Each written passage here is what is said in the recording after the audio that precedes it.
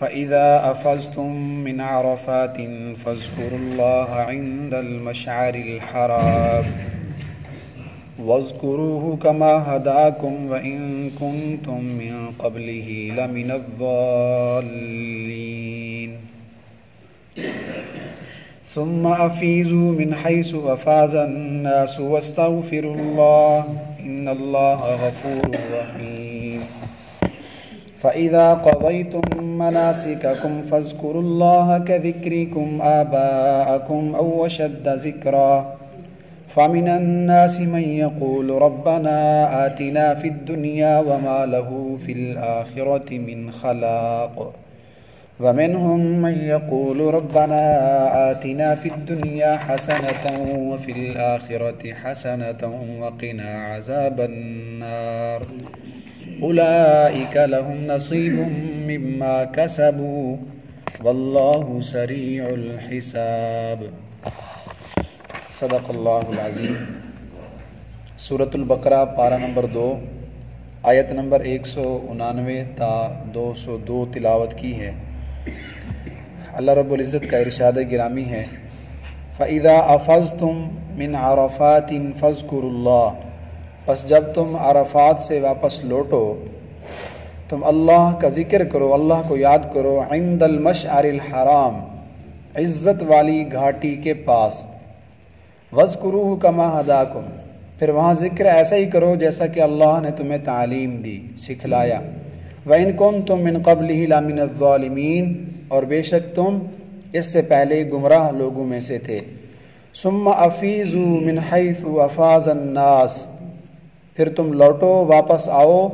اس جگہ سے جہاں سے لوگ واپس آتے ہیں، وَاسْتَغْفِرُوا اللَّهَ، اور اللہ سے بخشش مانگتے رہو،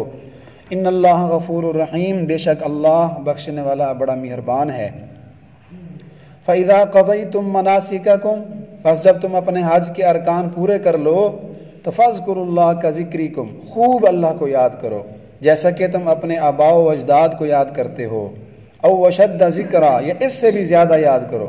فَمِنَ النَّاسِ مَن يَقُولُ، بس لوگوں میں سے کچھ تو وہ ہیں جو یوں کہتے ہیں ربنا آتنا فی الدنیا، کہ یا اللہ بس ہمیں دنیا میں ہی سب کچھ دے دے، وما لہ فی الآخرۃ من خلاق، تو ایسے بندے کے لیے آخرت کے دن کوئی حصہ نہیں ہوگا، ومنہم من یقول، اور لوگوں میں سے کچھ بندے وہ ہیں جو یوں کہتے ہیں ربنا آتنا فی الدنیا حسنہ، کہ اللہ ہمیں دنیا میں بھی بھلائی دے، وفی الآخرۃ حسنہ، اور آخرت کے اندر بھی ہمیں بھلائی عطا فرما، وقنا عذاب النار، اور ہمیں جہنم کے عذاب سے محفوظ فرما لے، اولئک لہم نصیب مما کسبوا، تو یہ لوگ ان کے لیے حصہ ہے اس میں سے جو کچھ انہوں نے نیکیاں کی، کمایا، واللہ سریع الحساب، اور اللہ جلد حساب لینے والا ہے۔ فَإِذَا أَفَضْتُم مِّنْ عَرَفَاتٍ، بس جب تم عرفات سے واپس لوٹو تو عزت والی گھاٹی کے پاس، مشعر حرام کے پاس آ کر بھی اللہ کا ذکر کرو۔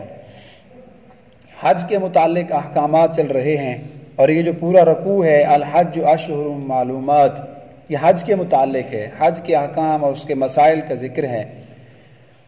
حج جو ہے نا، حج، اس میں 3 چیزیں فرض ہیں، 3 چیزیں اس کا رکن ہیں، 3 چیزوں کا نام حج ہے، احرام اور عرفات کے اندر رکنا اور اسی طرح طواف زیارت، ان 3 چیزوں کو حج کہتے ہیں۔ جس بندے نے احرام باندھ لیا میقات سے اور پھر 9 ذوالحجہ کو میدان عرفات میں گیا اور طواف زیارت کر لیا تو اس کا حج ہو گیا، اس کے ارکان پورے ہو گئے۔ تو یہاں عرفات میں جو اس کا دوسرا رکن ہے حج کا، احرام باندھنے کے بعد حاجی یہاں سے روانہ ہوتے ہیں تو 9 ذوالحجہ کو، ذوالحجہ کے مہینے کی جب 9 تاریخ ہوتی ہے تو زوال کے بعد سے لے کر مغرب کے ٹائم تک میدان عرفات میں رہنا، وہاں رکنا، یہ حج کا رکن ہے، یہ فرض عین ہے۔ اگر کوئی آدمی اس دوران وہاں سے ادھر ادھر ہو گیا، زوال کے وقت یعنی دوپہر سے لے کے مغرب کی اذان وہیں آ جائے، مغرب کا ٹائم وہیں ہو جائے، تو یہ سارا ٹائم حاجی نے وہاں رکنا ہوتا ہے میدان عرفات کے اندر۔ تو یہ جو 9 ذوالحجہ کا دن ہے یہ بڑی قبولیت کا دن ہے، اور یہ جو عرفات کی جگہ ہے بڑی مقدس جگہ ہے۔ روایات میں آتا ہے کہ اسی میدان میں ہی حضرت آدم علیہ السلام کی توبہ قبول ہوئی تھی، تو اس دوران وہاں رہنا ہے، ظہر اور عصر کی نماز جو ہے اسی جگہ پر پڑھنی ہے اور امام خطبے دے گا، وہاں خطبے وغیرہ سن کر فراغت کے بعد وہاں سے لوٹنا نہیں ہے، مغرب کی نماز تک وہیں رہنا ہے، اور خطبوں وغیرہ سے فارغ ہونے کے بعد ظہر عصر کی نماز پڑھنے کے بعد کا جو ٹائم ہے نا، یہ بڑا قبولیت کا ہوتا ہے، اس میں بڑی دعائیں قبول ہوتی ہیں۔ تو اس میں آدمی کو چاہیے کہ اپنا جو وقت ہے وہ دنیا کی باتوں میں ضائع نہ کرے، ایک دوسرے کے ساتھ گپے وہاں نہ ماریں، بلکہ خلوت میں علیحدہ ہو کر خوب اللہ کا ذکر کریں، اور میدان عرفات میں کھڑے ہو کر ذکر کرنا یہ زیادہ مستحب ہے۔ اگر کوئی آدمی معذور ہے، وہ کھڑا نہیں ہو سکتا، بوڑھے لوگ ہوتے ہیں، عمر رسیدہ لوگ،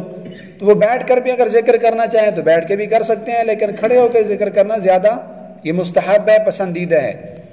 تو اللہ پاک فرما رہے ہیں آپ جب سارا دن یا عرفات میں گزار لو، 9 ذو الحجہ کا دن، اب مغرب ہو گئی ہے، اذان بھی آ گئی ہے، تو مغرب کی نماز یہاں پڑھنی نہیں ہے۔ یہ واحد ایک دن ہے کہ جہاں جمع بین الصلاتین کرنا ہوتا ہے، یعنی 2 نمازیں اکٹھے ملا کے پڑھنی ہیں، ظہر عصر اکٹھے پڑھنی ہے میدان عرفات میں، اور مغرب اور عشاء ملا کر آگے مزدلفہ میں جا کے پڑھنی ہے، جس کو قرآن مجید مشعر حرام کہہ رہا ہے۔ ویسے شریعت کے اندر جمع بین الصلاتین حرام ہے، جائز نہیں ہے 2 نمازیں ملا کے ایک ٹائم پڑھ لینا، کیونکہ بندہ سفر پہ جا رہا ہو اور وہ کہے عصر کی نماز تو راستے میں آ جائے گی، چلو میں ظہر اور عصر اکٹھے پڑھ لیتا ہوں، تو ظہر کے ٹائم میں اگر عصر کی نماز پڑھ لے گا تو حدیث پاک میں آتا ہے یہ 2 نمازوں کو جمع کرنے والا جہنم کے دروازوں میں سے ایک دروازے پہ پہنچ گیا۔ نمازیں کل 5 ہیں اور ہر نماز کا علیحدہ علیحدہ ٹائم ہے، ایسا نہیں ہے کہ عشاء کی نماز مغرب کو پڑھ لیں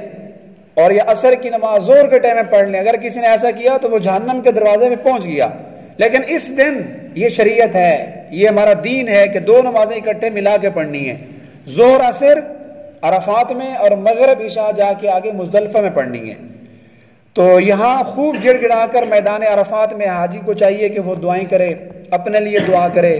اپنے رشتہ داروں کے لیے، پوری امت کے لیے، زندہ لوگوں کے لیے، مردہ لوگوں کے لیے، تو جتنا ہو سکے اللہ کا ذکر کر لے، قبولیت کا ٹائم ہے۔ اور یہ دن اور یہ جگہ یہ ایسی جگہ ہے کہ اس دن کو لکھا ہے کہ اگر کوئی آدمی اس میدان عرفات سے زوال سے لے کر مغرب کے درمیان تک کوئی بندہ وہاں سے اگر گزر جاتا ہے تو اگر اس کو علم نہ بھی ہو، یعنی اس کو بندے کو مثلا جہاز پہ لے کے وہاں سے گزار دیں، یا اس کو ٹرالی کے اوپر یا کسی گاڑی کے اوپر وہ جا رہا ہے، نیند میں ہے، بے ہوشی، اس کو پتہ نہیں ہے، اس کا بھی حج ہو جائے گا۔ اتنا قبولیت کا ٹائم ہے یہ، اور یہ مقدس جگہ ہے کہ اس دن کو اور اس وقت میں اگر کوئی بندہ میدان عرفات سے یوں گزر جائے اس کا بھی حج ہو گیا، اگرچہ اس کا علم بھی نہیں ہے، اس کو پتہ بھی نہیں ہے۔ اور یہ جو دن ہے 9 ذو الحجہ کا، وہ مقدس دن ہے کہ اس کی 2 راتیں ہیں۔ جو آگے 10 ذو الحجہ کا دن آ رہا ہے اس کی رات نہیں ہے، آگے جو رات آ رہی ہے آج 9 کا دن ہے، ابھی مغرب ہوگی، عشاء ہوگی۔ ویسے طریقہ یہ ہے کہ جو رات ہوتی ہے نا وہ اگلے دن کی ہوتی ہے، مثلا یہ پچھلی جو رات گزری ہے وہ آج کے دن کی تھی، آج سوموار کا دن ہے، تو گزشتہ رات وہ سوموار کی تھی، لیکن 9 ذو الحجہ کا وہ مبارک مقدس دن ہے، اس کی 2 راتیں ہیں، پچھلی رات بھی وہ 9 ذو الحجہ کی ہے اور آگے جو رات آ رہی ہے وہ 10 کی نہیں ہے، وہ 9 کی ہے۔ یہ اللہ پاک نے آسانی کے لیے کہ اگر کوئی آدمی کبھی تاخیر اس کو ہو جائے، وہ نہ پہنچ سکے، تو وہ رات کو بھی اگر پہنچ جائے، تو بہرحال اس دن کی اللہ نے بڑی فضیلت اور بڑی شان رکھی ہے۔ تو یہ جو ٹائم ہے میدان عرفات کے اندر، اس کو ضائع نہیں کرنا دنیا کی باتوں میں، فضول باتوں میں گڑ گڑا کر خوب اللہ سے دعائیں مانگنے کا ٹائم ہے۔ تو جب سورج غروب ہو جائے پھر یہاں سب حاجی کو چاہیے اب یہاں سے روانہ ہو جائیں۔ فَاذْكُرُوا اللَّهَ عِنْدَ الْمَشْعَرِ الْحَرَامِ، مشعر حرام کے پاس آ جائیں، جس کو مزدلفہ کہتے ہیں۔ تو نماز وہاں نہیں پڑھنی، مغرب اور عشاء مزدلفہ میں آ کر پڑھنے ہے، جس کو مشعر حرام کہا۔ مشعر کا معنی گھاٹی ہے، حرام سے مراد عزت والی، یہ عزت والی ایک مقدس جگہ ہے جس کو مزدلفہ کہتے ہیں۔ یہاں آ کر حاجیوں نے مغرب اور عشاء اکٹھے ملا کے پڑھنی ہے۔ اور یہاں مشعر حرام مزدلفہ میں جو حاجیوں نے ٹھہرنا ہوتا ہے، تو جتنا بھی مزدلفہ ہے یہ سارے مزدلفہ میں ٹھہر سکتے ہیں، لیکن یہاں ایک وادی ہے، ایک گھاٹی ہے جس کا نام وادی محصر ہے، اس وادی محصر میں نہیں جانا۔ اگر کوئی آدمی وہاں چلا گیا تو اس کا حج خراب ہو جائے گا وادی محصر میں۔ اور یہ وادی محصر مزدلفہ کے اندر وہ جگہ ہے کہ جہاں ابرہہ کے اوپر عذاب آیا تھا۔ یہ ایک بادشاہ تھا جو اپنے ناپاک ارادے سے خانہ کعبہ کو گرانے کے لیے 60,000 کا لشکر لے کر آ رہا تھا۔ تو جب اس مزدلفہ میں وادی محصر میں پہنچا تھا تو اللہ تعالیٰ نے آسمان سے ابابیل کی شکل میں پرندے بھیجے جو اپنی چونچ میں اپنے پنجوں میں 3 کنکریاں لے کر آئے، اور وہاں ابرا کے ہاتھیوں کے اوپر یہاں انہوں نے کنکریاں پھینکی تھی، سارا اس کا 60,000 کا لشکر یہیں برباد ہو گیا، تباہ و ہلاک ہو گیا تھا۔ تو وہ وہی جگہ ہے وادی محصر، جہاں مزدلفہ کے اندر تقریباً لکھا ہے کہ یہ 540 گز پر مشتمل ہے یہ جگہ،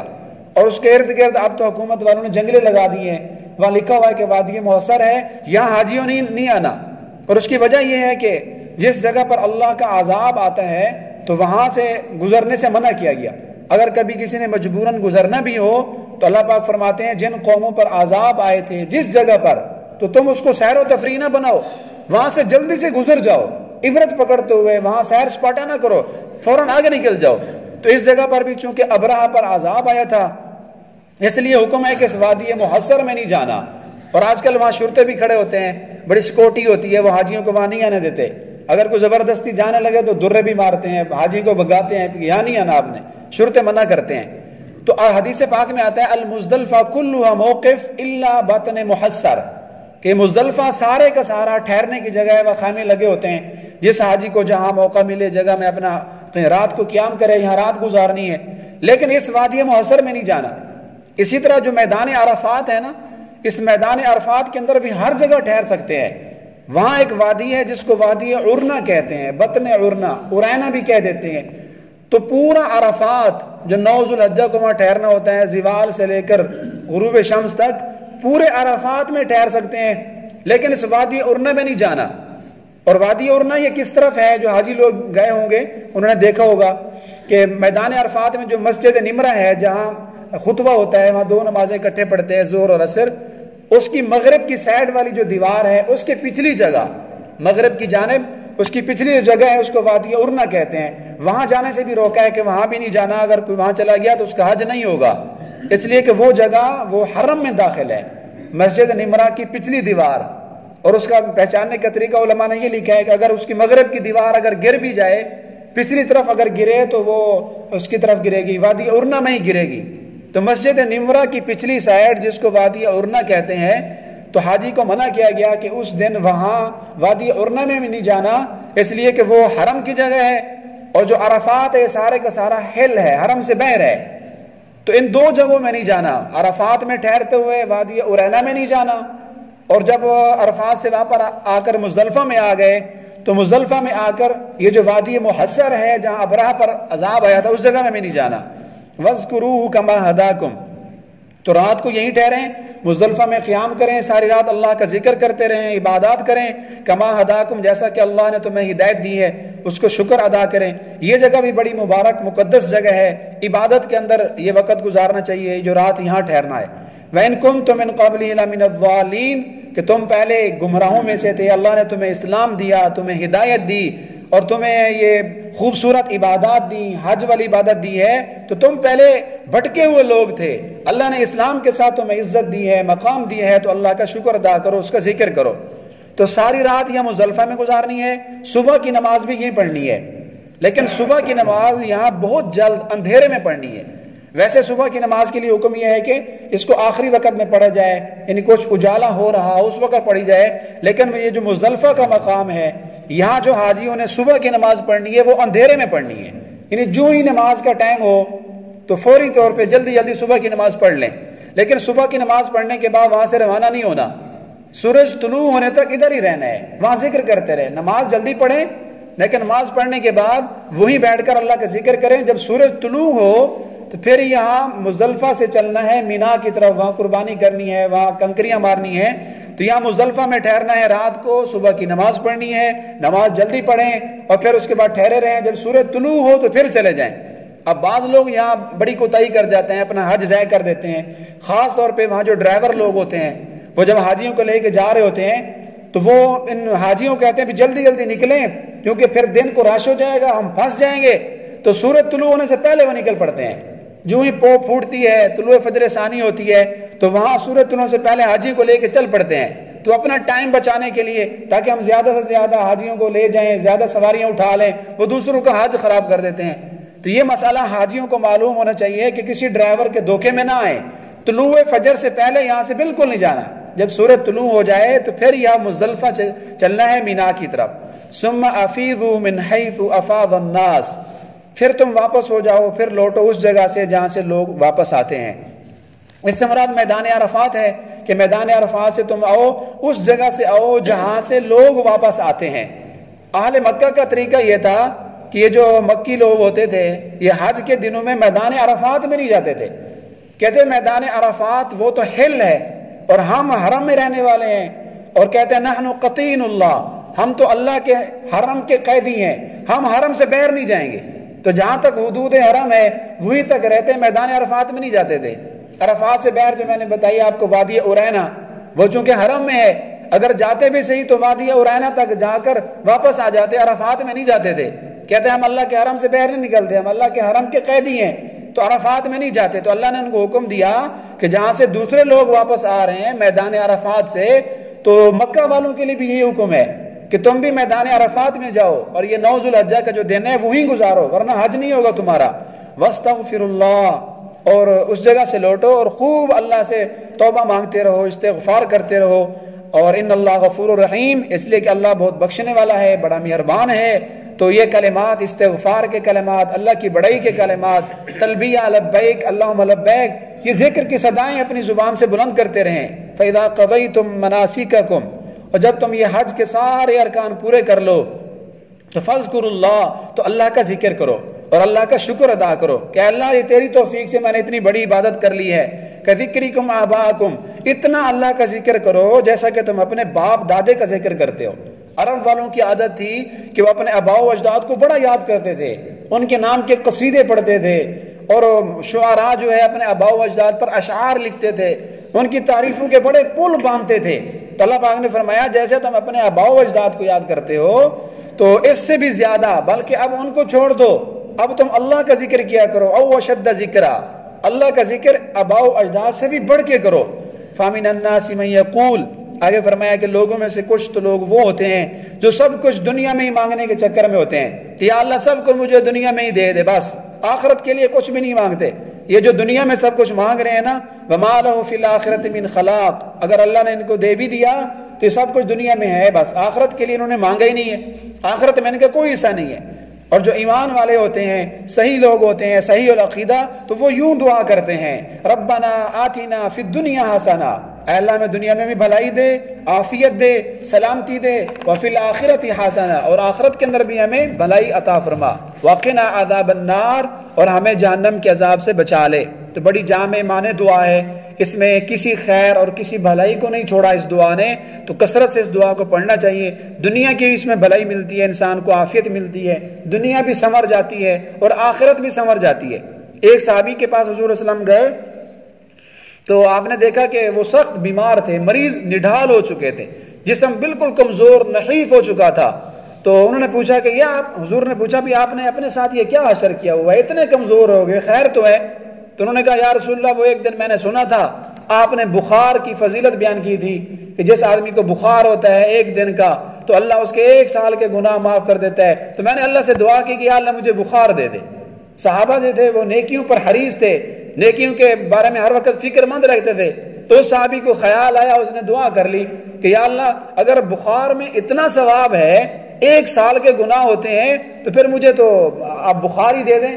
تو اس دعا مانگنے کی وجہ سے صحابی بیمار ہو گئے. تو حضور علیہ السلام نے فرمایا تو آپ نے تو اللہ کی رحمت کو محدود کر لیا ہے، آپ نے تو اس کو سمیٹ لیا ہے، چھوٹا سا سمجھ لیا ہے. آپ نے یوں کیوں نہیں کہا کہ اللہ مجھے دنیا میں بھی عافیت دے اور آخرت میں بھی عافیت دے؟ پھر حضور نے یہ دعا سکھلائی کہ آپ یہ دعا پڑھا کرو فی الدنیا حسنہ وفی الآخرۃ حسنہ. اللہ کی رحمت تھوڑی تو نہیں ہے کہ بندہ اللہ سے اس نیت سے مانگ رہا ہے چلو تھوڑا سا مانگو اللہ تھوڑا سا دے دے گا. تو اللہ کے خزانے میں کمی نہیں ہوتی، خوب مانگو، بڑی سے بڑی چیز مانگو، دنیا کی بھی بھلائی مانگو، آخرت کی بھی. اولئک لہم نصیب مما کسبوا. تو یہ لوگ جو دنیا آخرت کے لیے بھلائیاں مانگتے رہتے ہیں، یہ دعا پڑھتے رہتے ہیں، تو اللہ فرماتے ہیں ان کے لیے حصہ ہوگا جو کچھ انہوں نے نیکیاں کی، جو کچھ مانگا. واللہ سریع الحساب، اور اللہ بہت جلد حساب لینے والا ہے. بس انسان کی روح نکلنے کی دیر ہے، حساب و کتاب شروع ہو جائے گا. اور روح کب نکلے گی کوئی پتہ نہیں ہے، ٹائم آ جائے ہم دنیا سے چلے جائیں تو ہمارا حساب و کتاب بہت جلد شروع ہونے والا ہے. یہ کوئی نہ سمجھے کہ حضرت آدم علیہ السلام سے لے کر آخری بندے تک اتنے سارے لوگ ہوں گے، پتہ نہیں گنتی سے بھی زیادہ ہوں گے، اللہ کیسے حساب لے گا؟ یہ تو ہم اپنے عقل سے سوچتے ہیں، ہمارے عقل میں نہیں آتا۔ اللہ پاک سب کا حساب و کتاب منٹو سیکنڈوں میں لیں گے، اللہ بہت جلدی سب کو نمٹا لیں گے۔ یہ اللہ کی اپنی قدرت ہے، ہمیں یہ بات سمجھ آنے والی نہیں ہے۔ یہ ہمارے تصورات ہیں کہ پتہ نہیں اللہ ایک ایک بندے کا حساب کیسے لیں گے۔ ہم تو انسانوں پر قیاس کرتے ہیں، دنیا کے نظام پر ہم اس کو قیاس کرتے ہیں، جبکہ اللہ کی قدرت تو بے بہا ہے۔ تو اسی لیے اللہ فرماتے ہیں واللہ سریع الحساب، ان سب لوگوں کا حساب لینا میرے لیے کوئی مشکل نہیں ہے، میں ایسے سیکنڈوں کے اندر، ایک پلک کے اندر سب کا حساب و کتاب لے لوں گا۔ اللہ سے دعا ہے کہ اللہ ہمیں بغیر حساب کتاب کے جنت میں داخلہ عطا فرمائے، اور حج جیسی عظیم عبادت اللہ اس کے بھی ہم سب کو توفیق عطا فرمائے۔